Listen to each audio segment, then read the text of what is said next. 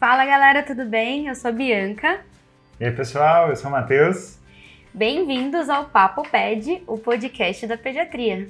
Só aqui no podcast você vê dois intensivistas pediátricos da Santa Casa de São Paulo discutindo sobre temas de pediatria e emergência pediátrica de uma maneira descontraída, com conteúdos bem legais. Então, se você é médico e você trabalha ou você quer trabalhar na emergência pediátrica, se inscreve, ative as notificações aí para você receber todos os nossos episódios.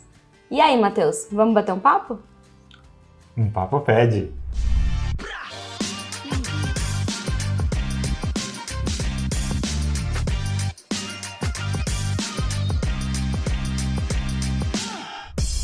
Certo, hoje vamos falar sobre desidratação e choque hipovolêmico na pediatria. Muito bem! E por que nós vamos falar sobre isso, Bianca? É importante? É muito importante, né? É muito importante porque é muito frequente, né? Porque é polêmico. Polêmicas. Porque nós gostamos de polêmicas. Deu pra perceber, né? A gente gosta de polêmica. Porque não tem consenso nenhum sobre como tratar. Porque é potencialmente grave. Então, é importante, né? Com certeza, com certeza. E as causas, né? Por que acontece a desidratação na criança? Acho que a mais comum aí ao longo do tempo é a doença diarreica aguda, né? Pela diarreia, pelos vômitos, né? Essa causa, ela já foi a principal causa de óbito, inclusive aí no nosso país, né? Então, importante. Com certeza. Aí, tem outras causas, né? Tem a cetoacidose, que faz uma desidratação bem importante também, né? A cetoacidose diabética. Pode ser também por baixa ingesta de líquidos. Pode ser por sudorese excessiva, né? Aquele povo que fica na insolação ali. Muito sol no deserto. Exato. Tem os grandes queimados também, né? Que acaba perdendo muito pela pele. E tem uma outra modalidade aí também do choque hipovolêmico, né? Bastante frequente no trauma, que é o choque hemorrágico. Sim, com certeza. Quando a gente fala de desidratação, a gente fala, na verdade, de várias doenças, né? Várias doenças que podem cursar com essa alteração que leva à desidratação e as consequências fisiológicas da desidratação, né? Que mais pra frente pode evoluir com um choque, né? Então isso a gente vai ver ao longo do episódio. Exato. E é importante também porque, principalmente na criança, ela acaba tendo maior risco de evoluir com essa desidratação, né? Por diversas causas, né? Primeiro, a criança proporcionalmente tem uma superfície corpórea maior do que o adulto, então, comparando aí com a proporção do corpo, né, da criança, ela tem maior superfície, então a chance dela ter maior perda e aumento de perdas insensíveis acaba sendo maior em comparação com o adulto. Além disso, para a criança não vai chegar falando assim, eu tô com sede ou tô com a boca seca, né? Esse sempre é um desafio na pediatria, né? Que a criança não traz os sintomas para você.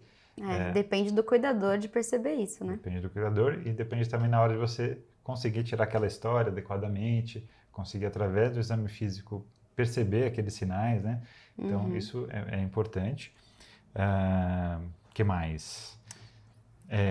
A criança também está mais suscetível a ter infecções de repetição, sim, principalmente esses quadros gastrointestinais são muito frequentes na fase da infância, né? Então você vê muito a criança tendo aquela diarreia e aí acaba tendo maior risco de ter a desidratação. Além disso, a criança, se você avaliar a volemia da criança, ela é menor. Então, pequenas perdas já representam uma grande importância na volemia da criança. Então, qualquer perda já pode gerar mais repercussão na criança. Então, é um tema que a gente vê muito em pediatria e como a gente vê muitas essas doenças infecciosas, principalmente, como a gente disse, a diarreia é muito comum. Então, você tem que saber como lidar com essa criança que tem um quadro de diarreia e observar como que está a hidratação dela e se ela tem sinais de hidratação, como fazer o tratamento. Exato. Então, a criança aqui fica muito sensível, né? Então, como a gente viu, a principal causa aqui é perda por diarreia, né? Então, vamos falar mais, focar mais nisso no nosso episódio de hoje, né? Sobre a diarreia e como fazer o tratamento, como identificar ali o grau de desidratação e como que a gente vai conduzir essa criança, né? Então, Exatamente. o que é uma diarreia aguda, né? Pela OMS, né, ela é definida como um quadro diarreico ali, seria uma diminuição da consistência das fezes, né, que elas ficam mais líquidas ou mais amolecidas, geralmente associado ao aumento da frequência das evacuações. Ali, mais ou menos, pelo menos 3 em 24 horas, mas o principal aqui, o marcador é a mudança da consistência, né, não tanto aumento da frequência. E normalmente ela vai durar até 14 dias, né? A partir disso, a gente já considera uma diarreia persistente, já merece uma investigação um pouquinho maior, né? As diarreias agudas, elas geralmente são autolimitadas, né? A maioria ali causada por vírus. Podem ter outros agentes também, mas principalmente por vírus. E elas resolvem sozinhas. O problema é o estrago que elas fazem no caminho, né? Exatamente. Às vezes faz um estrago feio. Então, é que, como já falei, né, a doença diarreica aguda ela já foi a principal causa de mortalidade em crianças no Brasil. Felizmente, ali com a melhora do saneamento básico, do acesso à informação, né, do serviço da UBS, do acesso à terapia de reposição oral, isso reduziu bastante, mas ainda acontece, né, infelizmente. Então, a gente tem que saber cuidar. Exatamente. E tem algumas áreas, né, que são mais endêmicas, que ainda a gente sabe que não chegou acesso total ao saneamento. Então, ainda no Brasil, hoje, ainda representa um problema de saúde, né? Então, você que é pediatra, que trabalha com emergência e pediatria, é fundamental saber sobre esse tema. Exato. E a gente vê por aí umas conduções estranhas, né? Exatamente. Então, E às vezes o tratamento pode levar a uma piora dessa criança, né? Exato. E aí bagunça o meio de campo todo. Então a gente vai tentar aqui dar uma organizada em como a gente conduziria o caso, né? Trazendo ali um pouquinho das divergências de literatura, porque como a gente disse, é um tema polêmico, né? Cada um tem uma orientação. A gente vai dar uma pincelada em como que a gente faria. Exatamente. Vem com a gente descobrir como... A gente faz um pincelado aí das diversas opções e a gente fala também um pouquinho de como que a gente geralmente no nosso dia a dia lida com esses casos. Sim. Bom, com relação à diarreia, então, esses quadros de diarreia, geralmente eles levam a uma desidratação isonatrêmica, ou seja, sem alterar o sódio. Por quê? A diarreia você vai perder junto, né, no suco entérico ali que você tem nas fezes, você perde eletrólitos, né? Então, na diarreia em si, você perde aí sódio mais ou menos entre 10 a 90 mEq por litro, né? De potássio entre 10 a 80, então é bem variável, né? Então, essa apresentação pode variar. Então, esse range aí, ele é amplo, né? E tem bicarbonato, né? Então, isso é importante na diarreia. O suco entérico ele tem bastante bicarbonato, então a desidratação pela diarreia muitas vezes pode evoluir com uma acidose metabólica, né? Exato. Do tipo hiperclorêmica, porque você perde bicarbonato, né?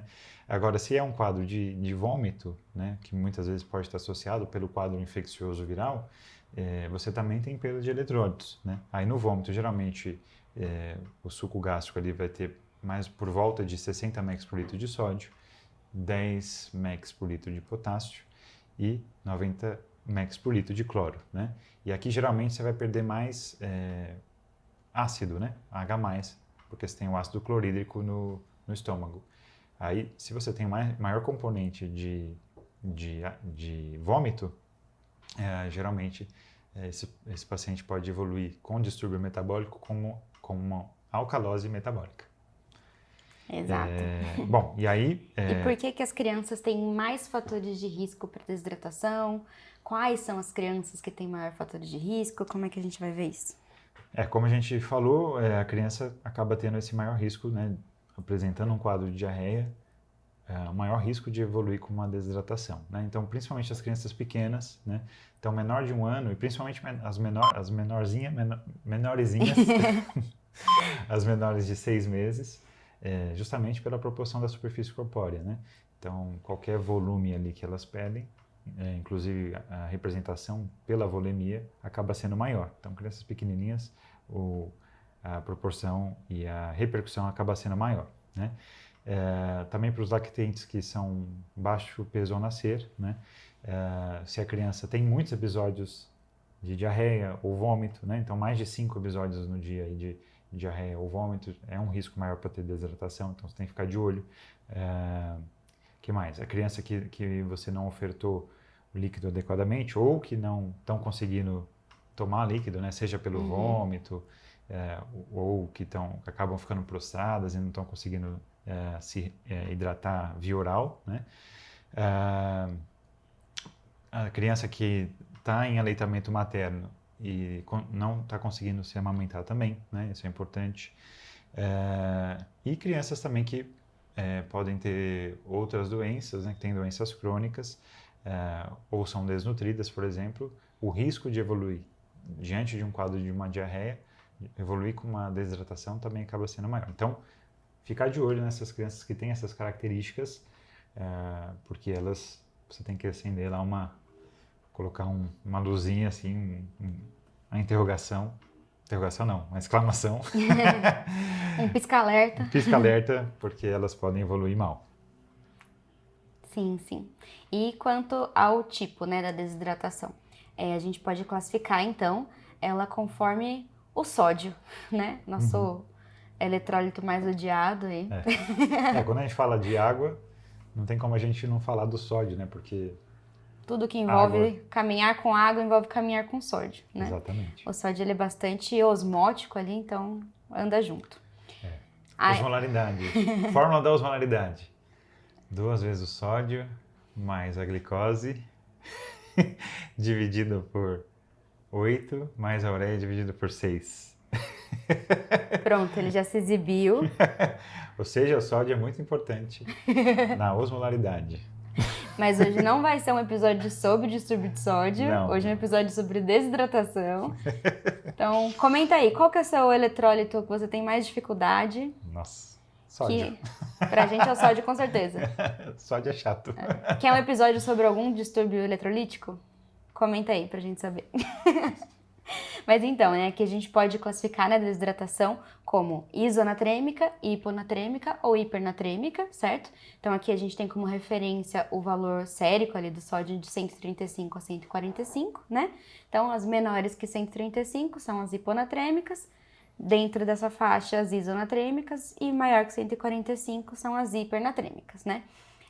E aqui, como o Matheus já falou, normalmente ali nas perdas por diarreia, por vômito, a gente tem as desidratações isonatrêmicas, né? Mas dependendo de como tá sendo essa reposição ali em casa, né? Geralmente é em casa, antes de chegar no serviço de saúde, pode mudar isso daí. Quando a gente tem, por exemplo, uma ingesta tentando reidratar principalmente com água, podemos ter uma desidratação mais hiponatrêmica, né? Ou então, quando tem o preparo incorreto dos soros de reidratação oral, né? Aqueles que são, por exemplo, para diluir para 1 litro, aí dilui para 1 copo de 200 ml, são soros mais concentrados.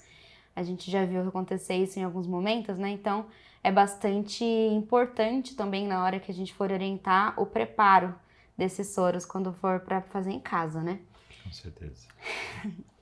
E aqui, lembrando que a gente está falando mais no aspecto da diarreia, né? Mas outras doenças, por exemplo, diabetes insípidos, pode levar a uma desidratação hipernatrêmica, né? Então, dependendo do mecanismo da doença, você pode ter um tipo de desidratação ou outro, né? Agora, a diarreia, ela geralmente, né, como a gente falou, é mais isonatrêmica, mas dependendo de todos esses fatores, ela pode variar. Então, isso é importante da gente saber, principalmente na hora do tratamento depois, né? Isso. E aí, mas aí a gente tem uma criança que tem esse risco de evoluir com desidratação. E aí, como é que você avalia se essa criança está desidratada ou não? Você tem alguma maneira de classificar? Então, a gente tem, né, aqui o principal, né, o padrão ouro aqui para a gente conseguir classificar essa desidratação é se a gente tiver uma criança que normalmente já vai fazer um segmento na OBS, tem pesagens frequentes, né, então temos o peso prévio dessa criança. Então, a gente pega o peso prévio da criança, pega a criança agora, coloca em cima da balança, né, e calcula ali a porcentagem de perda ponderal, né. Então, esse aqui é o mundo dos sonhos, esse é o A ideal. gente não sabe, na realidade a gente sabe que é difícil, né? É difícil de acontecer, tá? Infelizmente. Infelizmente. Às vezes você deu sorte e fala, nossa, passou no posto, semana passada tá ali anotado o peso na carteirinha. Já te ajuda, né? Então, aqui, como é que a gente vai classificar, né? Seria grau 1, 2 e 3, que equivale a um leve, moderado e grave, né? Aí, a desidratação grau 1 seria ali uma perda entre 3 a 5%. Ali entre 5% e 10% já seria uma grau 2, uma moderada, ou grau 3, acima de 10% de perda de peso, seria já uma desidratação grave, né? Então, além disso, quando a gente não tem o peso certinho, a gente tem critérios clínicos que pode ajudar um pouquinho nessa classificação. Fala um pouquinho aí pra gente, Matheus. Muito bem, então, na maioria das vezes, como você não tem o peso, você vai ter que avaliar clinicamente o grau de desidratação dessa criança. Então, você vai olhar algumas coisas. E tem algumas tabelas, alguns serviços fazem uma classificação de acordo com essa... Aí tá.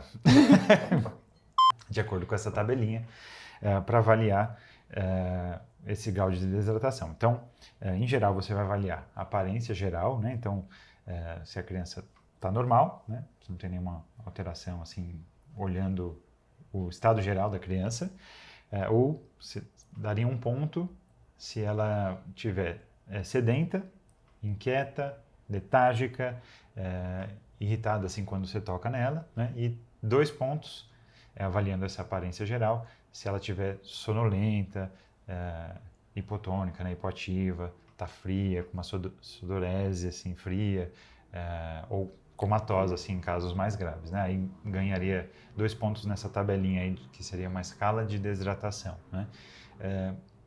Além da aparência geral, você vai avaliar também os olhos, né? Então, avaliar basicamente como é que está a hidratação da mucosa ocular. Se eles estão normais, ou se eles estão encovados, ou se eles estão extremamente encovados. Então, aquele olho fundo, né? Que você olha para a criança e você percebe que está desidratado mesmo por ele estar... Mais encovado. Olho fundo mesmo que a gente percebe, né? As mucosas, né? É importante da gente avaliar o estado de hidratação. Então, se elas estão úmidas, que aí estaria normal, ganharia 1 ponto nessa escala. Se tem um pouquinho da saliva espessa, e se elas estiverem secas, ganharia 2 pontos. E as lágrimas, né? Então, são coisas fáceis de você ir notando no exame físico. Se as lágrimas estão presentes, não ganha nenhum ponto. Se estão diminuídas, ganharia 1 ponto. E se estão ausentes, então aquela criança que chora, chora, chora e não escorre nada, ela ganharia 2 pontos. Bom, aí você faz esse score, né? Então, se o score é 0, não tem nenhuma desidratação, né? Se é de 1 a 4, tem alguma desidratação. De 5 a 8, você vai ter uma desidratação grave. Então, essa também é uma maneira aí de você tentar classificar a desidratação com aspectos clínicos. E quando a gente vai para o tratamento que começa a polêmica, né, Matheus? Polêmica! Chegamos Aí na parte cada um boa. fala uma coisa. Importante, acho que todos são parecidos em alguns aspectos, né? Exceto do Ministério da Saúde, que eu não gosto muito, principalmente com relação à hidratação venosa, mas a gente vai comentar mais especificamente quando a gente chegar nesse passo, né? Mas fazendo um apanhado geral aí, você vai avaliar. Então, se chega uma criança com um quadro de diarreia, né? E aí é importante você avaliar o grau de hidratação, né? Seja com a avaliação do peso, seja com essa avaliação clínica que a gente comentou agora. E aí você vai definir o tratamento de acordo com isso, né? Então, se é uma criança que não tem nenhum sinal de desidratação, mas tem aquele quadro de diarreia, então dá para você observar e fazer o tratamento em casa, né? Não precisa ficar internado por conta disso. E nem observação. E nem observação no hospital. vai observar em casa, né? Então, ir fazendo a hidratação via oral em casa, e sempre importante orientar os pais, né, a observar os sinais de desidratação. Então, tem que orientar bem esses sinais que a gente comentou para os pais, porque eventualmente, se a criança evolui ali com a desidratação, os pais têm que perceber e aí sim trazer para o serviço de saúde, né? Mas aí seria então o que o Ministério da Saúde chama de plano A, né? Que são crianças que têm o quadro diarreico, mas não têm desidratação. Então, basicamente, você vai orientar o quê? Dar mais líquido para a criança, né? E repor as perdas, basicamente. Repor as perdas, né? Mantém a alimentação habitual e, claro, evitar alguns alimentos que são mais laxativos para não piorar a diarreia, né? E orientar os sinais de alarme, né? Com relação ao plano B, seria para crianças que têm algum sinal de desidratação, e aí seria já num ambiente, você tentaria uma hidratação via oral, no ambiente hospitalar observando e avaliar se com aquela reidratação via oral você conseguiria reidratar essa criança, né? E se a criança tem sinais de desidratação grave, seria o plano C, que aí precisaria de uma hidratação endovenosa. Então esse seria um panorâmico geral. A gente vai comentar um pouquinho mais aí sobre cada um, certo? Certo! Então, agora entrando aqui um pouco sobre cada um, né? Sobre cada tipo ali que a gente já classificou o grau de desidratação da criança. Então, acho que o primeiro ali, plano A, não tem muita discussão, né? Esse é o mais tranquilo. Você pega a criança que ela vem com aquela história, que ela tem o quadro de diarreia, mas você examina e ela não tem sinais de desidratação. A mãe fala que ela tá conseguindo se hidratar via oral, não reduziu a diurese, não tem nada, né? Então, o que você vai fazer? Orientar devidamente o preparo, né, do soro de reposição oral. É que só para, né, o que a gente costuma ter na UBS, né? A gente costuma, pelo menos aqui de onde somos, São Paulo, tem um sorinho que ele prepara para 1 litro, né? Então a gente orienta, dilui um pacotinho, um sachêzinho para 1 litro de água, vai armazenar na geladeira, né? Esse sorinho aí que você preparou dá para usar por 24 horas, né? Esse é o que a gente costuma orientar para os pais. Se passou das 24 horas, não tomou tudo, você vai jogar fora no outro dia, vai fazer outro, né? E a gente orienta ali, então, 10 ml por quilo após cada perda que a criança tiver para casa. Então, se a criança vai para casa, você vai dar uma receita e falar, mãe, a criança tem 10 quilos. Então, toda vez que ela tiver uma diarreia, você vai dar 100 ml do sorinho para ela depois, para ela repor as perdas com o soro. Fora isso, todo tipo de líquido que ela aceitar. Assim, né? Não vamos repor a criança com refrigerante, né? De preferência água, um suquinho, chazinho sem açúcar, né? Vai meter Coca-Cola. Não é legal. Não vai dar bom. Mas não tem muita contraindicação, assim, quanto ao restante da alimentação, né? Mas, assim, orientar, repor perdas com os sais de reposição oral, pra gente não ter aquelas complicações das diarreias hipohipernatrêmica, né? Exatamente. E aí, Matheus, quando a gente tem uma criança que tem uma diarreia com um quadro de desidratação leve a moderada, que tem condições de aceitar via oral, como é que a gente vai fazer? Muito bem. Bom, aqui já começa a iniciar as diferentes... Vertentes, exatamente. Então, assim, em alguns serviços, né, esse quadro, a criança tem algum sinal de desidratação, você vai ter que reidratar ela no ambiente hospitalar, porque ela não pode sair do hospital com sinais de desidratação, porque ela pode piorar, né? Então, você vai tentar inicialmente, nos quadros leves e moderados, a hidratação via oral. E aí, como é que a gente vai fazer isso, né? Então, tem uma vertente aí que usa, independentemente da idade, você faria lá do soro de reidratação oral, né? 75 ml por quilo em 4 horas, né?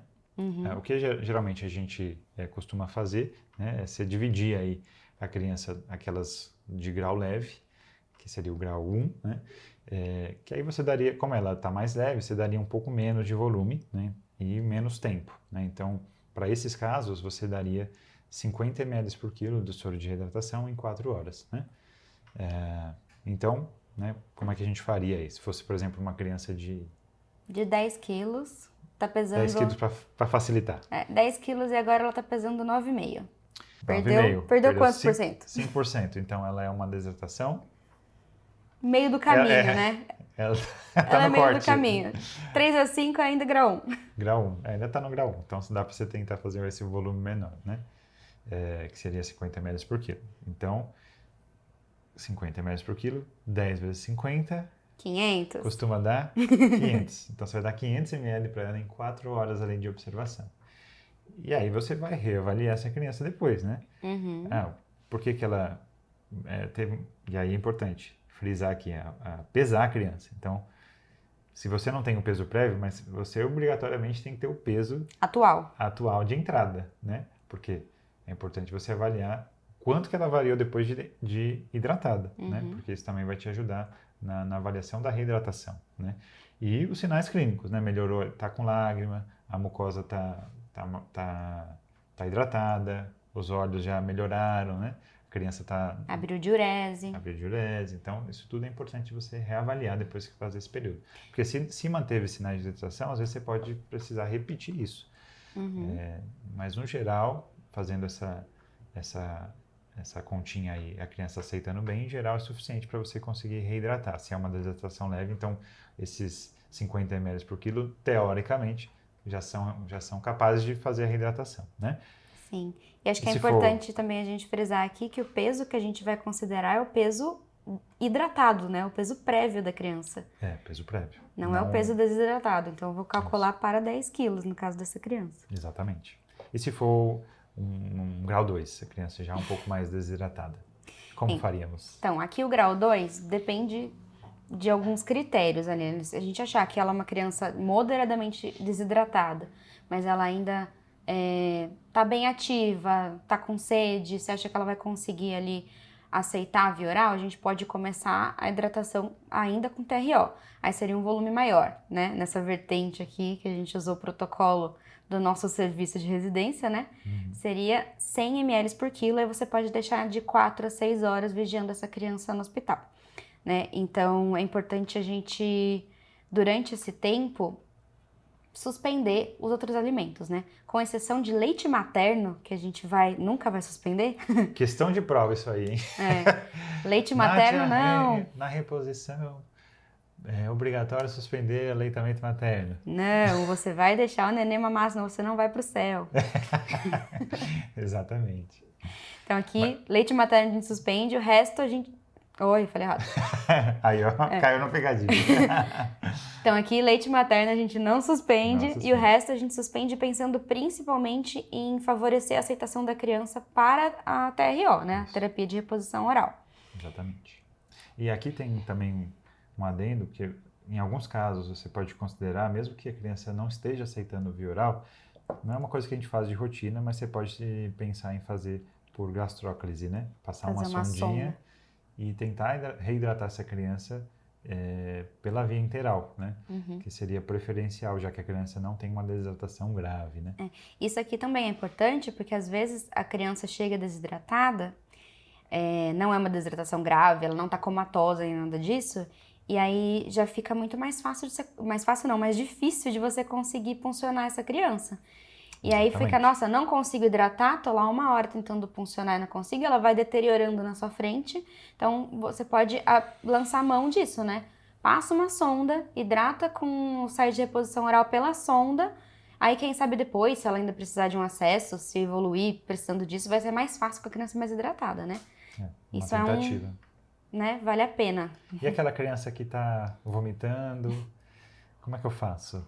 Então... Importante também, a gente sabe que criança, ela vomita por desidratação, né? Então aqui é muito frequente no começo ali, você vai colocar ela para tomar o sorinho dela lá, via oral, e observar ali nas primeiras 2 horas mais ou menos ela pode estar vomitando. Então o vômito ele não contraindica, né? A gente começar a terapia de reposição oral. E ele pode ceder depois. Agora, se tiver uma coisa muito difícil, achar que não vai conseguir, a gente pode até lançar mão de um antiemético. O único que a gente vai usar aqui seria o andacetrona, né? Mas os outros a gente vai poupar por efeitos colaterais mesmo, né? A gente não quer efeito sedativo, extrapiramidal, né?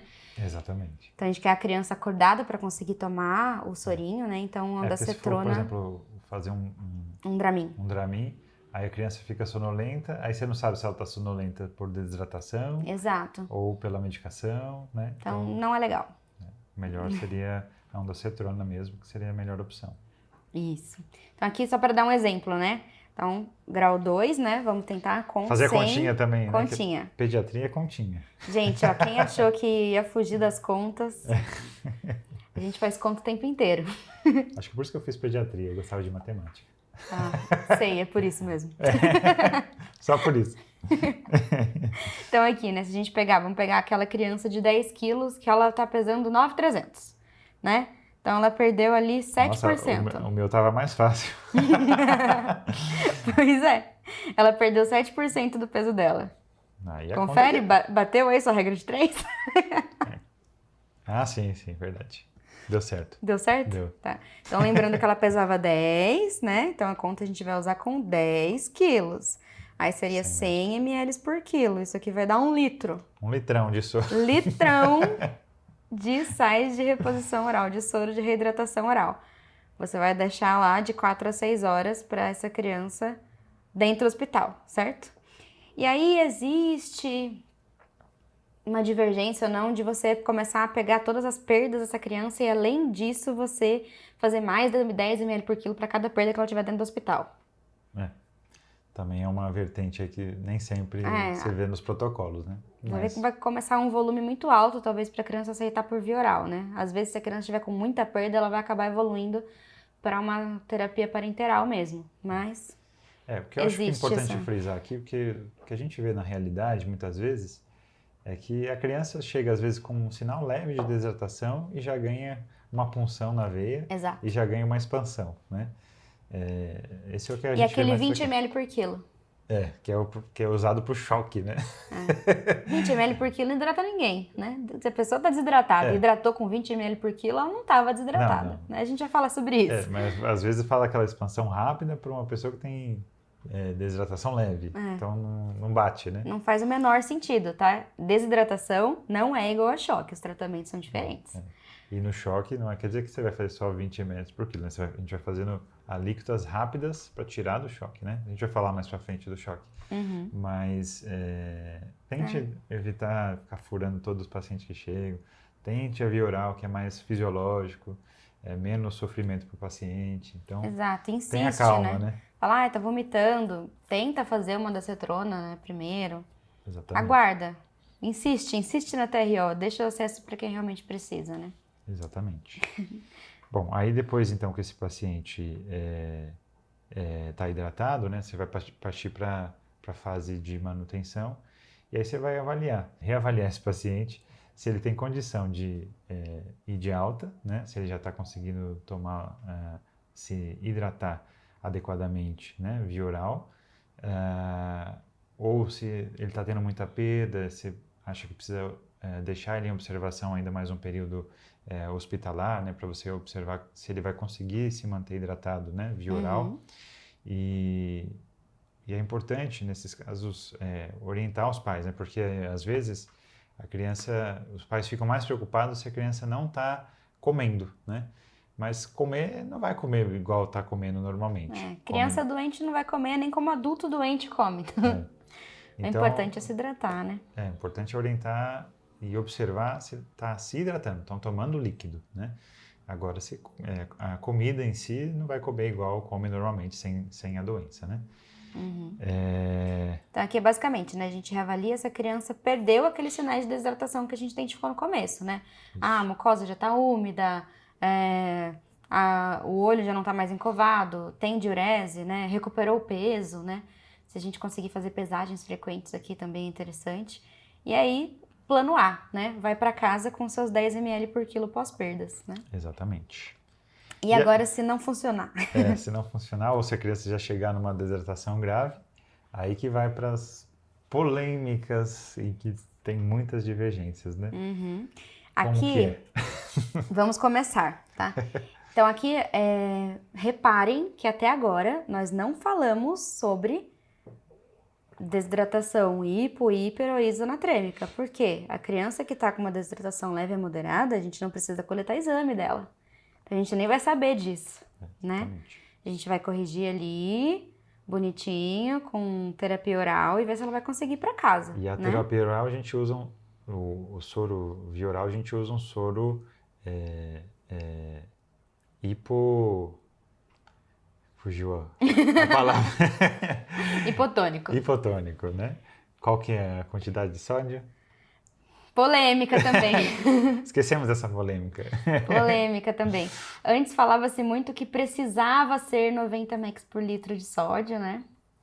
Hoje em dia a gente já sabe que tem alguns estudos que falam que uns sorinhos um pouquinho mais ali 60, 75 mEq por litro de sódio tem uma aceitação melhor da criança, tem menos vômitos durante a recuperação.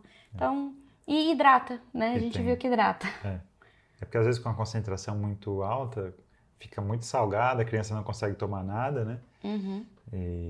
E aí não faz muito sentido, né? Então, às vezes, com esses soros mais hipotônicos, via oral, você consegue uma hidratação adequada e com uma boa aceitação. Então, e é o suficiente para repor as perdas, né? Exatamente. E não é só o soro também, né? Como a gente falou, o soro geralmente é mais para quando você tem as perdas, mas orientar de maneira geral o aumento da oferta de líquidos, né? Sim, sim. Então aqui, né, quando a gente vai partir para hidratação parenteral, certo? Então, quem que vai para cá, né? Quem teve contraindicação desde o começo a iniciar as terapias orais, né? Quem já estava comatoso, sem aceitar líquido, já entrou na desidratação grave, daquela perda de mais de 10% do peso, certo? Ou se você tá ali com aquela desidratação moderada, que você tentou fazer uma hidratação oral e não deu certo, né? Não tá aceitando, os sinais de desidratação estão piorando, os sinais clínicos ali, a criança está se deteriorando, então a gente vai ter que partir para hidratação parenteral, né? Exatamente. E como é que a gente faz? Então, né? Eis a questão. Aqui, Olha, não, já vou adiantar, não gosto eu já falei, né? Não gosto do Ministério da Saúde. Ministério da Saúde, da SBP, porque eles usam soro hipotônico, né? Na proporção lá 4:1 de soro glicosado com soro fisiológico, ou seja, um soro muito hipotônico, com um KCl a 10% que não tem em nenhum lugar. Ninguém tem KCl. Nunca vi isso aí. Se existe... E aí o risco de você ter, como a gente falou, né? O sódio é importante na osmolaridade. Então o risco de você ter uma hiponatremia com edema cerebral Aumenta, né? aumenta. E é uma hidratação EV, né? Então a gente tem visto cada vez mais que na pediatria o melhor é se utilizar de soluções isotônicas, justamente para evitar alterações da osmolaridade, né? Porque apesar de você dar uma quantidade maior de sódio, se essa criança não tem nenhuma alteração cardíaca, não tem nenhuma alteração renal, ela vai conseguir lidar com aquela quantidade a mais de sódio. Mas você não vai levar a alterações de osmolaridade. Isso diminui muito, tanto o risco de edema cerebral, como às vezes de mielinólise pontina, né? Se tiver um aumento rápido aí do sódio. Então, eu ponho aí um asterisco aí. E na prática a gente nunca faz aquele soro da Sociedade Brasileira lá do Ministério da Saúde, né? Então... Então aqui, a polêmica basicamente, né, gira em torno disso, de que tipo de soro que você vai usar. Então aqui nós preferimos soluções isotônicas, né? Não tem consenso nenhum, nem sobre o tipo de soro, nem sobre o volume que você vai utilizar. Então aqui a gente sabe que tem a SPGA, por exemplo, né, que é a Sociedade Europeia de Gastroenterologia, Hepatologia e Nutrição Pediátrica. É uma sigla em inglês, mas significa isso aí. Eles falam pra gente começar aqui com 20 ml por quilo por hora por 2 a 4 horas. Mas se a gente pegar o MS, a Organização Mundial de Saúde, eles já falam pra gente começar com 100 ml por quilo, dividido de 3 a 6 horas. Quando a gente for comparar ali, no fim é meio parecido, né? Mas é muito assim, regra geral. a gente gosta de dar uma individualizada, né? Sim, com certeza. Então aqui, como que a gente faz a continha, Matheus, para começar a fase de reparação para uma hidratação parenteral? Conta pra gente. Então, aqui só frisando, né? Porque se você está com uma criança que tem sinais graves de desidratação, você tem que avaliar se ela não tem sinais de choque. Sim. Então, isso é importante, porque se ela tem sinais de choque, você tem Aí muda o fluxograma. muda o fluxo que a gente vai falar depois, né? Se ela não tem sinais de choque, então a perfusão ainda é ok, né? O pulso é limítrofe, mas tem pulso. Ela ainda tem uma diurese, ela está mais sonolenta, mas não é um Não quadro, tá comatosa, não é um né? quadro comatoso, e não tem alteração de PA, né? Porque principalmente aqui os choques hipotensivos aí já está num quadro mais grave, né? Mas a PA dela está normal, aí você pode tentar fazer essa fase de reparação sem precisar de alíquotas de uma fase rápida, que são as expansões que a gente fala, né? Que a gente usa muito no dia a dia, às vezes de uma maneira errada, né? O ideal seria você fazer uma fase de reparação, que seria para reparar aquela desidratação que ela tem, né? Aquele volume que ela perdeu, né? Então, o que a gente utiliza seria uma fórmula aí que seria 10 vezes o peso vezes a perda ponderal. Nesse caso, como é uma perda ponderal... A porcentagem de peso perdido, né? Isso. Uma desidratação grave seria 10%, né? Essa formulinha que a gente usa muito na cetoacidose também, né? Então, nesse caso aqui, seria o 10, né? Seria uma constante, 10% de perda ponderal. Você faria o quê? 100 ml por quilo, né? E aí você faria isso, você faria... Você vai dividir, né? Tentar colocar 50 ml por quilo na primeira hora, né? E o restante na segunda hora. Então aqui, o que o caso deu 100 ml por quilo, então seria mais ou menos você calcula isso e coloca para correr em 2 horas, né? Porque a gente vai correr no máximo 50 ml por quilo por hora, né? Isso. Agora, por exemplo, se a gente for pegar uma criança, que perdeu 7% do peso, então a continha seria 70 vezes o peso, né? 70 ml ali por quilo. A gente pega os 50 ml por quilo, corre na primeira hora, né? E o restante divide para a segunda hora. Isso aqui, considerando se for uma perda menor do que os 10%, às vezes uma desidratação moderada, mas que não teve melhora, você não conseguiu hidratar a via oral, aí seria esse volume um pouco menor, né? Mas no máximo, então, 50 ml por quilo, que seria o máximo que você faria nas desidratações graves, né? Porque daria no máximo 100 ml por quilo, né? Então, eu falei mais aqui pensando já numa desidratação grave, que seria 10%. Mas se é uma desidratação moderada, com uma perda entre 5 e 10, né? Aí você faria esse cálculo com a porcentagem. Certo? Então, é porcentagem de peso perdido vezes 10 vezes peso, né? Esse volume vai chegar em ml, né? E a gente vai pegar essa quantidade e colocar 50 ml por quilo no máximo para correr na primeira hora, né? E o restante na segunda hora. Ok? Ok. E pensando, nossa, mas se for então uma perda de 10%, vai ser 100 ml por quilo? Tudo isso de soro você vai dar para a criança, Matheus, em 2 horas? Sim, com certeza. Se a criança está desidratada, a gente tem que hidratar, né? Que estamos cuidando de criança desidratada.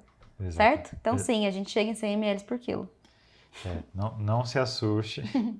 Vai ser um volume, mas é a quantidade que ela perdeu. Então ela precisa... recuperar, né? Mas, enfim, isso também pode ser muito variável. Isso é um protocolo que a gente utiliza no nosso serviço, mas em geral você faz essa fase um pouco mais rápida para estabelecer aí uma reidratação. Certo. E aqui a gente também, lembrando, né, que se a criança tiver condições, a gente não precisa suspender líquidos via oral, né, quando a gente está fazendo a reposição endovenosa. Lembra que quando a gente estava fazendo com a terapia de reposição oral, a gente suspendeu inicialmente para facilitar que ela aceitasse o sorinho que ela tem que tomar, né? Mas aqui o soro tá indo pela veia, então se ela, tô com sede e quero tomar uma aguinha, deixa ela tomar. Deixa que também já ajuda, né? A sede é um regulador da hidratação, então deixa ela tomar.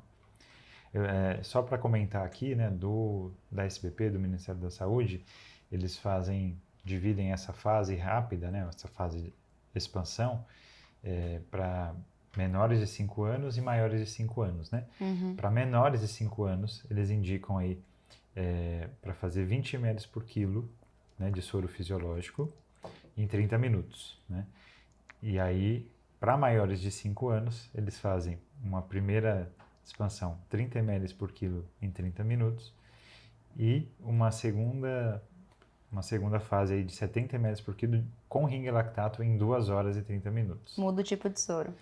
Então, assim, é meio aleatório. Um usa soro, outro usa ringue. E aqui também vale lembrar, né, que a gente já demonizou muito o soro fisiológico por aí. É verdade. Mas em desidratação, dá para usar. É interessante porque, realmente, como a criança perde sódio, né, pela diarreia... E perde cloro pelos vômitos. Perde cloro. Então, às vezes, com o soro, acaba sendo interessante você repor um pouco a mais de sódio, um pouco a mais de cloro.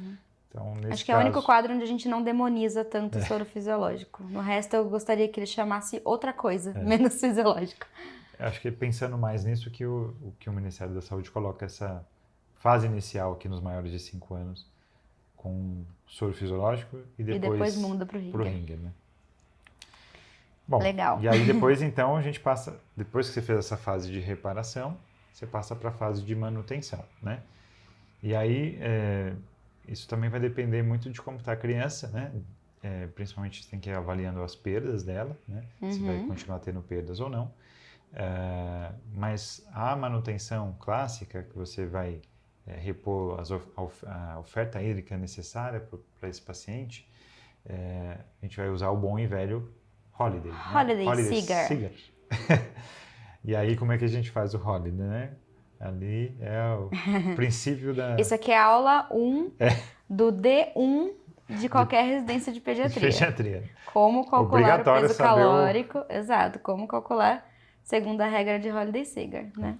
E aqui, então, o Holiday fala para você tanto repor a oferta basal aí, hídrica, né? Mas também de glicose, de sódio, de potássio, né? Basicamente, tem descrição para outros eletrólitos também, mas o soro de manutenção basal aí que a gente usa seria aí com sódio e potássio, basicamente, e a glicose, né?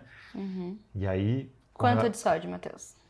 Sódio sempre isotônico. Então, a gente usa aí 136 mEq por litro, porque dá uma continha arredondada que é mais fácil, né? Continha arredondada e está dentro do isotônico aí, que é entre 135 e 145. Então, 136 encaixou certo aí. E o potássio? Potássio. Geralmente a gente acaba utilizando 25, né, que é o que a gente mais usa, mas pode variar dependendo do paciente. Em alguns casos, principalmente nos casos graves, você tem que acompanhar o potássio desse paciente. Mas, em geral, a oferta basal de 25 a 30 mEq por litro já é suficiente para você repor a necessidade basal de potássio, né?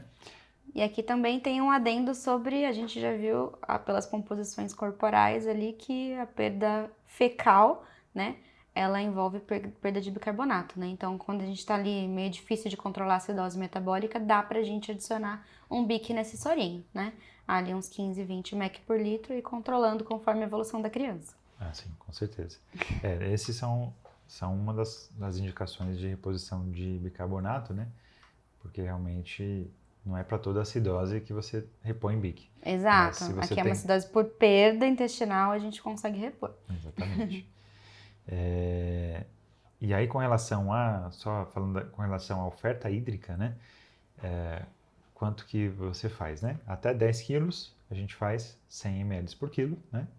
Entre 10 a 20 seria os 100 ml por quilo até os 10 quilos, mais 50 ml. 1.000. Que é 1.000, né? Mais 50 ml por quilo. De peso excedente de 10, né? Isso. Dá um exemplo. Então, 12 quilos. 12 quilos, então daria 1.000 mais 2 vezes 50, que dá 1.100. 100. As contas aqui da cabeça. Quem sabe faz ao vivo, hein? Põe aquele meme da Nazaré confusa aqui assim agora. É... E aí depois, então isso é entre 10 a 20, né? Acima de 20, você Aí vai fazer como? Os... Fala. Pode falar, pode falar. Aí a gente vai pegar os 1.500, né? Que seria Até o 20, né? mais 20 vezes peso excedente de 20. Isso. Nossa, deu até um negócio agora. Então vai lá, 25. Então você faz o 20, né? Até o 20 ele chega em 1.500. Isso. Aí 5 vezes 20. 100. 100. Aí 100 mais 1.500. 1.600. 1.600. Certo? Então, essa seria a necessidade basal, né, daquela criança para 24 horas. Isso. Aqui temos que lembrar que essa criança tem perdas, né? Então, normalmente aqui, a oferta de manutenção da criança com diarreia não vai ser só a oferta basal, né? A gente pode aferir ali mais ou menos, né? Colocar uns 120, 130, dependendo da quantidade de perdas que a criança tiver, né? O ideal é você ter um controle, né, do balanço hídrico e acrescentar o que ela teve a mais de perda no período anterior, aumentar a vazão do soro da manutenção, aumentar a oferta hídrica, né? Exato. Agora, tem que considerar também o grau de aceitação da criança via oral, né? Então, às vezes, ela já está começando a conseguir se reidratar via oral, então, às vezes, você consegue depois, ao longo do tempo, ir reduzindo essa necessidade hídrica, né? Então, o ideal, se a criança está bem, é sempre priorizar a via interal, porque que é mais fisiológica e tem menor risco de fazer distúrbios hidroeletrolíticos, né? E aqui é importante, né? A partir do momento que você reidratou a criança, né? Quando você vai começar a fase de manutenção, porque já foi reidratado, teoricamente, né? Você já pode liberar dieta para essa criança, deixa ela comer, deixa ela tomar líquido, né? Aqui só tem um adendo ali que para crianças desnutridas e com desidratação grave, pode ter um benefício da gente fazer restrição de lactose, né, da dieta por conta daquela descamação da mucosa intestinal, uma perda da lactase ali. Então, aqui coloca uma fórmula sem lactose, né, leite sem lactose, para evitar piorar as perdas aqui, pelo menos nessa fase aguda da diarreia, né? Mas com o restante, assim, alimentação mais leve possível, mas normal, né, liberada, e conforme ela estiver aceitando, for recuperando a capacidade de se hidratar por via oral, você vai reduzindo e tentar suspender o mais rápido possível, mais precocemente possível, essa hidratação parenteral, né? Exatamente. Não vai querer dar um mamão lá, que às vezes piora a diarreia. Ai, meu Deus. Uma ameixa, né? Fazer aquela bomba. Para constipação. Então, sei lá, nossa, a criança melhorou, vamos dar pizza. Vamos dar um McDonald's para criança. Calma, vamos com calma. Exatamente. Tá, e aí, Matheus, vamos falar agora daquela criança que fez uma desidratação hiponatrêmica. Vamos, Bianca. Mas sem sinais de choque. Lembrando, não entramos no choque, ainda é desidratação, certo? Calma, a gente chega no choque. Então, por que acontece isso daí? Bom, então, se eu tenho uma desidratação hiponatrêmica, quer dizer que estou tendo perda de sódio, basicamente, sem proporcionalmente a perda de água, né? Então, o que pode acontecer? Ou eu tenho uma ingesta maior de água livre, né? Então, às vezes a criança, ou aquele exemplo, né, das crianças que preparam, às vezes, um soro muito hiponatrêmico, então, ou se reidrata só às custas de água livre, né? Pode levar a uma queda do sódio, né? O que era muito comum antigamente, quando a gente não utilizava soluções isotônicas, era isso aqui, era hiponatremia, por conta de soluções muito hiponatrêmicas, né? Agora, existem outros mecanismos também, principalmente envolvendo o ADH, né? Então, muitos quadros podem dar, né, aquela que a gente chama da CIAD, né? Quadros respiratórios, né? Que podem levar a um aumento da retenção da água livre, né? Que é o efeito do ADH, né? Basicamente, nas aquaporinas do ducto coletor, ele vai lá... Foi fundo agora. vai atuar, então se eu tenho muito ADH, ele reabsorve muita água livre, né? Então, a secreção inapropriada do ADH, ela é um aumento do ADH, e aí eu aumento a reabsorção de água livre. E com isso, eu tenho uma redução da minha natremia, né? Então, eu posso ter um quadro de desidratação, mas a criança pode estar mal distribuída, então ela começa a ficar... tipo o caso daquela criança que começa a ficar demasiada, porque diminui muito a osmolaridade sérica, né? E aí essa criança começa a ter má distribuição do líquido, né? Corpóreo. Então ela começa a perder o líquido para o terceiro espaço. Então aquela criança que às vezes parece que não está tão desidratado porque ela vai perdendo ali o líquido, né? Por o terceiro espaço. Então fica às vezes um pouco demasiada, mas o intravascular muitas vezes pode ficar depletado. Que mais? Como que a gente corrige, então, quando é esse tipo de desidratação? Certo. Então, aí, aqui tem que pensar, basicamente, se você vai ter repercussão da queda do sódio, né? Então, se você tem repercussão ou, geralmente, se o sódio está abaixo de 120, aí você tem que corrigir, né? E aí você tem que, na verdade... E que tipo de repercussão poderia ser? Muito boa questão. O que a gente vê muito, né, nas quedas do sódio são sinais neurológicos e principalmente convulsão, né? Então aí a gente precisa dar sódio, né, para você corrigir a natremia, né? Aí tem aquela formulinha do sódio, né? Como é que eu vou fazer? Seria o déficit de sódio, né? Aí a gente faz o delta do sódio, que seria então o sódio esperado pelo sódio encontrado, vezes 0,6 vezes o peso, né? Então, e aí aqui tomar cuidado, porque se eu tenho um sódio muito baixo, eu não vou fazer o sódio esperado, né, o sódio desejado, 135. Então vamos dizer que eu tenho sódio de 110, aí eu coloco 135. Não. Eu tenho que tomar cuidado, porque eu não posso ter variações rápidas do sódio maior do que 10 a 12 mEq, né, de sódio por dia, né? Por quê? O risco de você ter esse aumento rápido, principalmente aqui aumentando muito a osmolaridade rápida no sangue, é você fazer aquela mielinólise pontina, né? Porque vai secar ali os neurônios e sente muito ali na região da ponte. Aí a criança começa a ter sinais neurológicos também. Então, tem que ir com calma. Então, você faz a continha para no máximo 10. 10 geralmente a gente faz, né? Você pode chegar a 10 a 12.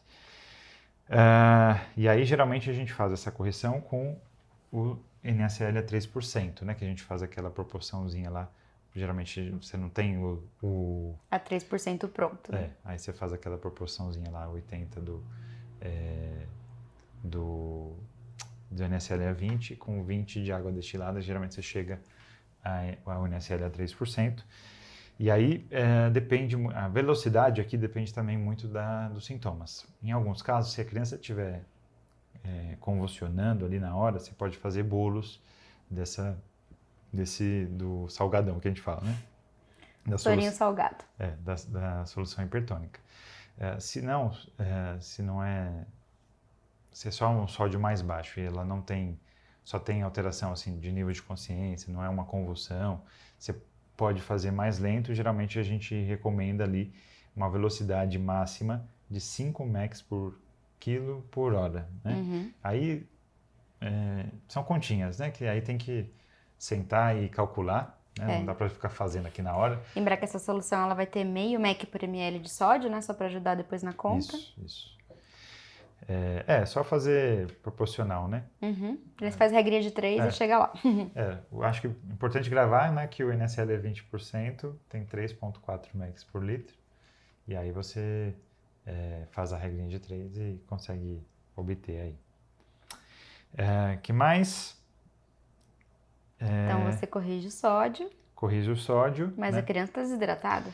Aí você vai fazer repor também, porque não adianta repor só o sódio, né? Você vai ter que fazer a reposição volêmica da criança, a reidratação, e aí você faria 10 ml por quilo a cada 1% de peso perdido. Então, é a mesma continha que a gente fez antes, né? Com a diferença que se a gente tiver repercussão dessa hiponatremia ou tiver ali abaixo de 120, né? Aquela hiponatremia grave, além disso, a gente vai ter que também repor o sódio.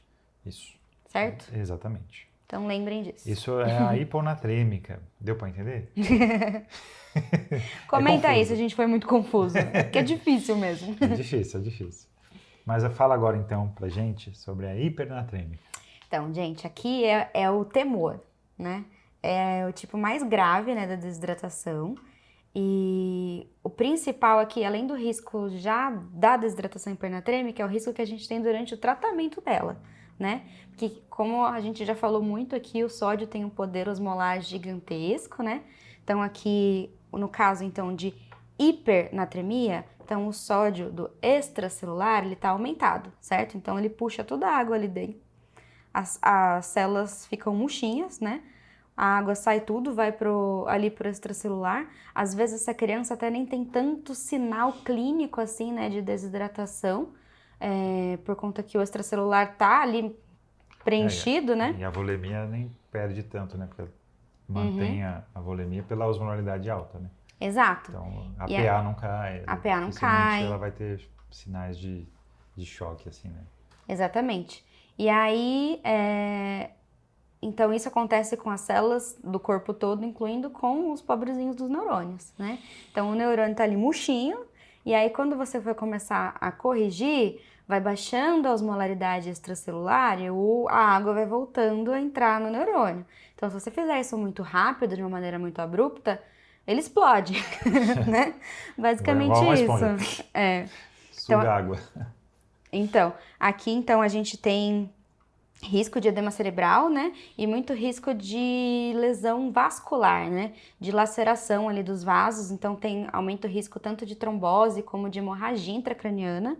Então, assim, tem que tomar muito cuidado com o tratamento aqui da desidratação hipernatrêmica, porque a criança está desidratada. Ela não parece, mas ela está, né? A gente sabe que ela tem perda, a gente já sabe isso da história, né? Então, a gente vai ter que corrigir essa desidratação, mas a gente vai ter que parcimônia, né? Então, aqui funciona como se fosse os casos de cetoacidose, né? Que você tem que ir mais lento na hidratação. Só que na cetoacidose, o aumento da osmolaridade é pela glicemia, não pelo sódio, né? Exatamente. Então, aqui, basicamente, é do mesmo jeito, né? A gente vai ter que reduzir o sódio numa velocidade de até 12 mEq por litro em 24 horas, né?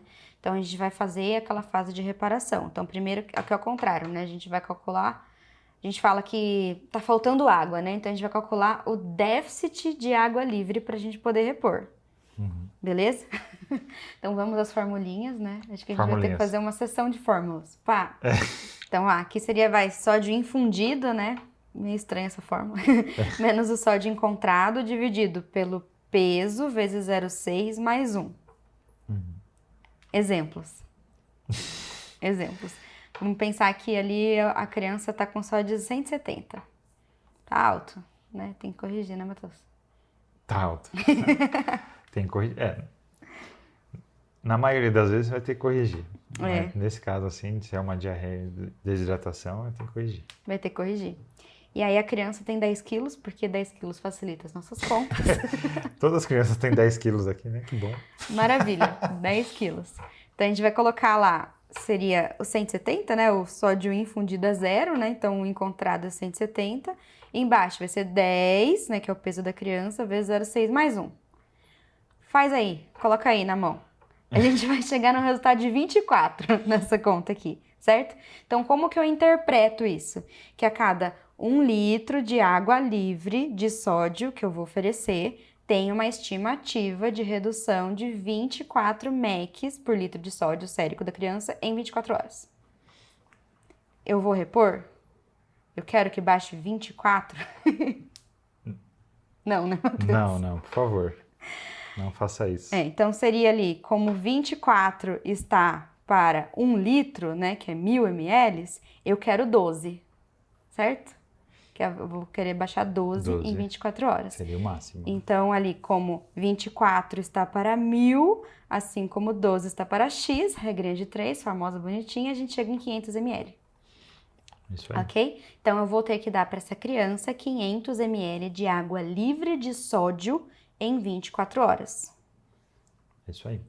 Agora fica na maneira que você vai colocar, né? Porque ao mesmo tempo que eu vou ter que dar água livre de sódio, eu vou ter que fazer a reposição dela, que tem que ter sódio. É.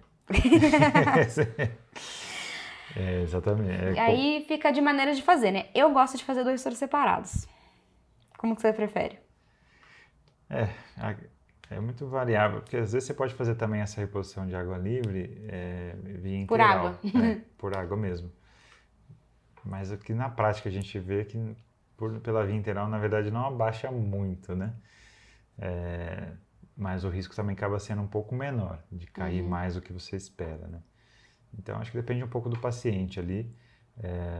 Mas, em geral, eu também prefiro manter o soro. Aí depende também da que fase que você está. Se está reidratando o paciente, aí você faz o soro para reidratar.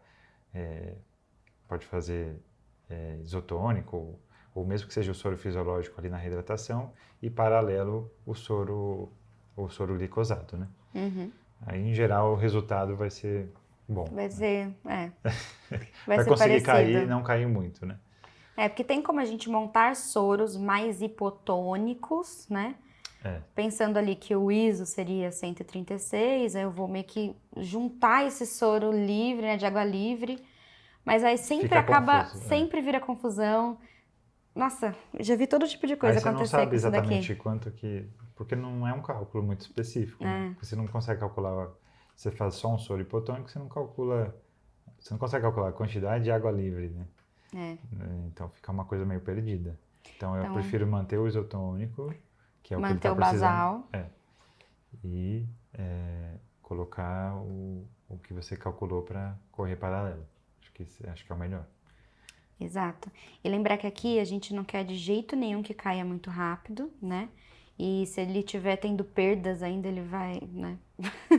Então, se continuar com sinais de desidratação aguda, a gente pode fazer alíquotas de soro fisiológico, 10 ml por quilo, Sim. né? Lembrar sempre que o choque hipovolêmico você vai ter que dar volume, né? Então, sempre monitorizando esse paciente para ver se ele evolui com choque. Se ele está tendo perda e está evoluindo com choque, queda de pressão, né? Aí, às vezes, você precisa passar para o tratamento como se fosse o choque mesmo. E o mais importante, em vez de corrigir o sódio, é corrigir a hipovolemia, que pode levar a parada, né? Exato. Então, aqui é por isso que a gente fala que é o mais grave, é o mais difícil de tratar. E tem que ter muito cuidado, muito supervisão em cima dessa criança, né? Então, aqui a gente tem que tomar cuidado se a gente baixar esse sódio muito rápido, né? A gente vai aumentar o risco de edema cerebral, de crise convulsiva, até de herniação. Aí ferrou, né? Então, se a gente, né, pode acontecer, então o que a gente faz, né? Se a criança apresentar crise convulsiva aqui durante o tratamento, a gente repõe sódio. Ah, a gente vai dar sódio para hipernatremia? Vai. Porque se você suspeitar que essa criança está convulsionando porque você repôs água livre muito rápido e o sódio dela caiu muito rápido, você tem que corrigir isso. Você tem que interromper essa perda rápida. Então, aí você pode fazer bolinhos ali de NaCl a 3%, ali uns 4 a 6 ml por quilo. Isso. Certo? E só lembrar que, assim, existem também diversas formas com relação à água livre também, né? Essa é uma que a gente comentou, mas tem uma outra também que a gente utiliza 4 vezes o peso vezes o delta sódio, né? Também vai chegar próximo também. A Então, conta no fim dá quase a mesma coisa, se né? você fazer 4 vezes 10 vezes o delta, que no máximo é 12, então vai dar quase 500, vai dar um pouquinho menos de 500 aí, né? Então, próximo são formas que você pode usar diferentes aí, que no fim dá mais ou menos a mesma coisa. Que mais? Difícil. Difícil, né? Difícil. Mas assim, em geral, como a gente disse no começo, as desidratações e diarreia elas acabam sendo isonatrêmicas, né? E a maioria que a gente vê atualmente, elas são mais... Dificilmente vai chegar... Cada vez menos a gente tem visto esses casos de desidratação grave, né? Sim, que sim. não responde à hidratação oral. Então, você saber bem ali aquele plano A, Manejar o plano- básico o plano vai dar B, certo. Aí, esses Mas, né? casos... podem chegar, né? Então tem que estar atento, é importante dar uma olhada de como é que funciona, né? E aí- Principalmente porque aqui, se você fizer qualquer coisa errada, o seu tratamento pode piorar o caso da criança, né? E aí aqui sim, nesses casos de desidratação grave, é importante você coletar exames laboratoriais, né? Então, avaliar principalmente os eletrólitos, avaliar uma gasometria desse paciente, porque ele pode estar com um distúrbio ácido básico, né? E às vezes você precisa repor o bicarbonato, né? Então, nos casos graves, sim, está indicado a coleta de exames, né? Sim. Já que você vai também funcionar para hidratar, aproveita e coleta. Já coleta os exames. E aí, se em algum momento você identificar que essa criança apresenta sinais de choque, um choque hipovolêmico, o que Então, muda? Vamos lá, choque. Chegamos no choque. Então, o choque é uma situação grave, né? Que eu sempre falo, que é quando você chega no momento da alteração do balanço ali, da oferta e da demanda, né? Então, esse desbalanço começa a gerar uma respiração anaeróbia, né? Porque não chega adequadamente oxigênio, não chega água, né? Então, o organismo ele começa a fazer aquela respiração anaeróbia para obter energia de uma maneira sem utilizar oxigênio, né? Eu tô desidratada, eu acho que tomei toda a água. Vou precisar de mais. Falou em hidratação, a gente está se hidratando bem aqui. E aí você vai ter os sinais de repercussão dessa diminuição da oferta. Então, basicamente, são sinais de baixo débito cardíaco, né? Então, aquela perfusão lentificada, pulsos finos, a sudorese fria, né? Alteração do nível de consciência, distensão abdominal por baixo fluxo mesentérico, oligúria. Então, esses sinais de baixo débito, você vai avaliando, eles são sinais aí de um choque hipovolêmico, né? E a pressão, né? Só lembrar que a pressão na criança tende a ser, a hipotensão na criança tende a ser um pouco mais tardia.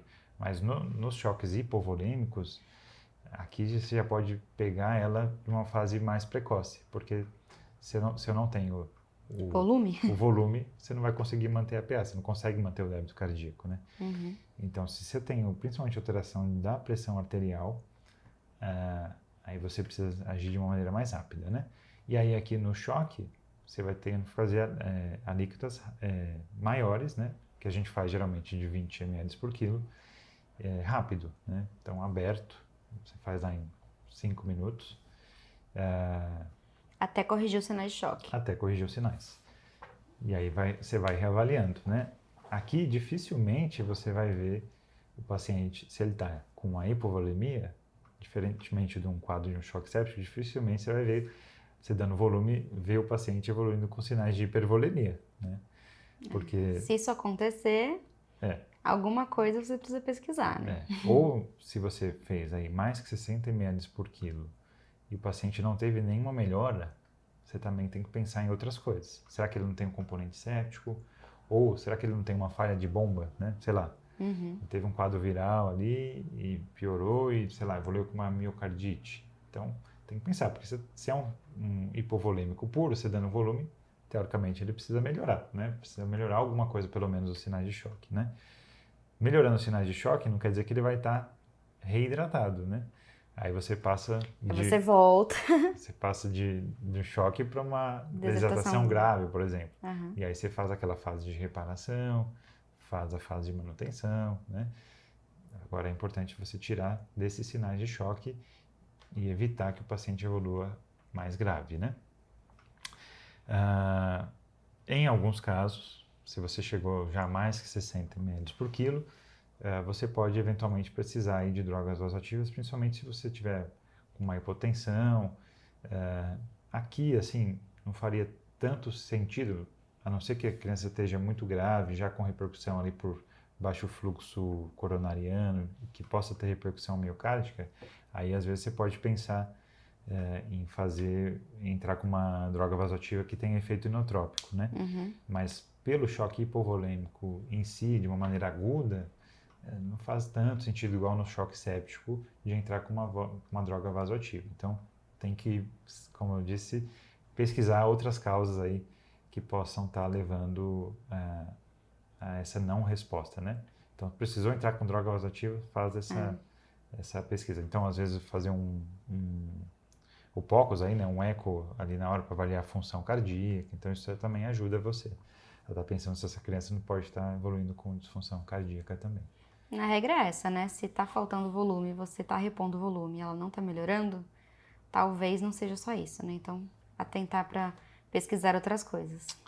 Exatamente. Acho que é isso, né? Deu por hoje? Já foi? Já foi. Ou assuntinho. Acho que Assuntinho difícil. Esse foi um dos mais chatinhos, assim, que a gente comentou por aqui, né? Será que alguém vai querer ver? Sigam até o final. Sejam pacientes. Não chega só na vinheta, né? Então é isso, gente. Comenta aí o que vocês acharam. Vocês têm dificuldade com esse assunto? Aparentemente todo mundo tem, né? Exatamente. Conta aí pra gente o que vocês estão querendo ver. Até mesmo que tem muitas vertentes, né? Então não é nada que tenha 100%. Se fosse um assunto complicado, todo mundo concordaria e faria a mesma coisa, né? Exatamente. Não teria cada órgão aí orientando de uma maneira diferente. Exato. Enfim, mas esse foi mais um episódio do Papo Pé de hoje. Então não esqueçam de curtir, né? Deixa o like aí, compartilha o vídeo e se inscreva no canal. Né? Comenta, fala o que vocês estão achando, conta aí pra gente, a gente quer saber também. E aperta o sininho, que eu aprendi que apertando o sininho aí vocês recebem os vídeos e não deixam de receber nenhuma notificação aí quando a gente solta aí os vídeos, né? Toda terça-feira. Olha, valoriza porque lançar Não vídeo... é fácil nossa vida de intensivista gravar aqui pra vocês, pra ter toda semana, hein? Toda terça-feira é difícil, hein? Mas vamos lá, vamos seguindo em frente. Tchau, gente. Até mais. Tchau, pessoal. Até a próxima.